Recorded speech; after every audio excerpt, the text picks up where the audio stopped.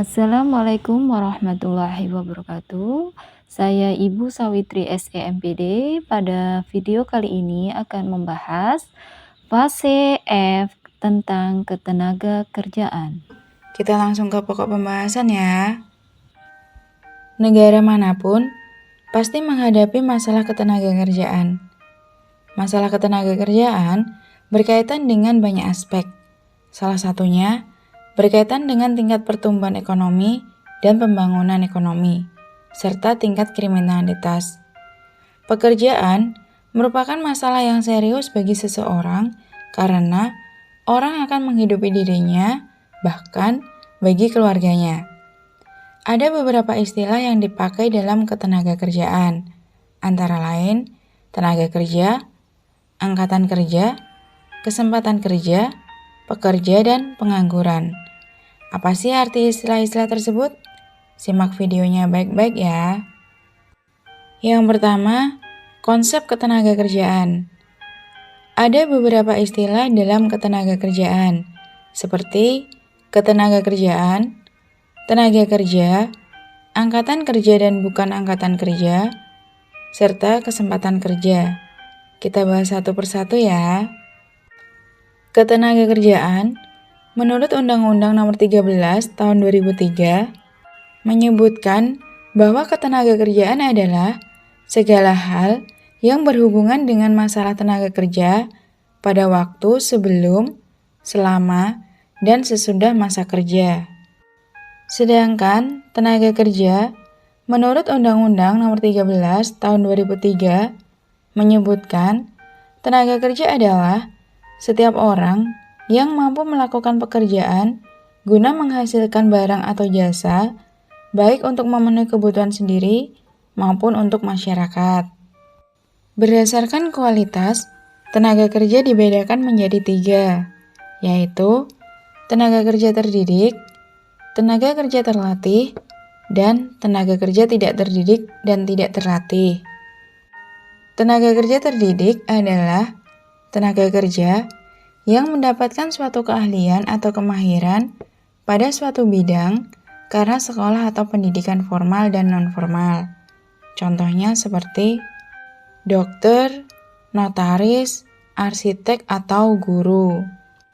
Tenaga kerja terlatih adalah tenaga kerja yang memiliki keahlian dalam bidang tertentu yang diperoleh melalui pengalaman kerja.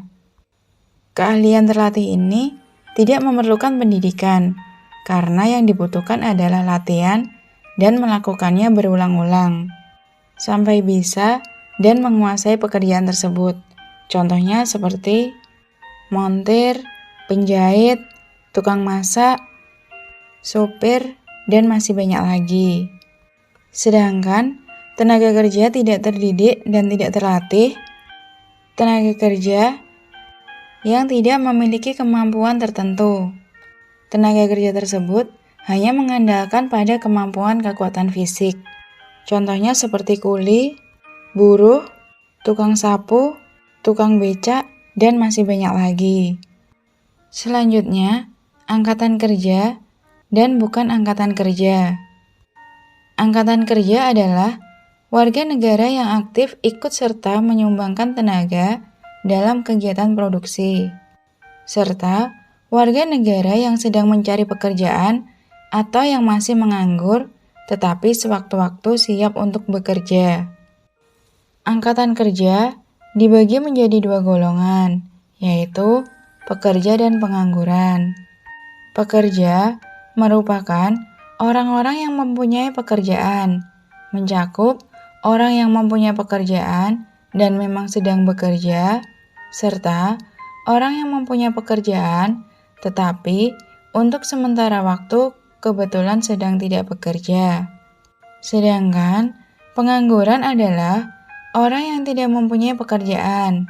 Lengkapnya, orang yang tidak bekerja dan masih atau sedang mencari pekerjaan. Bukan angkatan kerja merupakan warga negara yang tidak aktif dalam kegiatan produksi. Bukan angkatan kerja terdiri dari tenaga kerja yang tidak mau bekerja. Mereka yang sedang bersekolah, mengurus rumah tangga tanpa mendapat upah, atau pensiunan yang tidak melakukan suatu kegiatan. Yang terakhir, kesempatan kerja. Kesempatan kerja merupakan jumlah lapangan kerja yang tersedia bagi masyarakat. Kesempatan kerja ini erat hubungannya dengan kemampuan perusahaan dalam menyediakan atau menyerap tenaga kerja. Semakin banyak jumlah kesempatan kerja, semakin banyak pula tenaga kerja yang dapat terserap. Materi selanjutnya, permasalahan ketenagakerjaan di Indonesia. Sektor ketenagakerjaan di Indonesia memiliki beberapa permasalahan. Masalah akan timbul apabila terdapat kesenjangan antara jumlah tenaga kerja yang besar dan minimnya ketersediaan lapangan kerja yang ada. Dengan kata lain,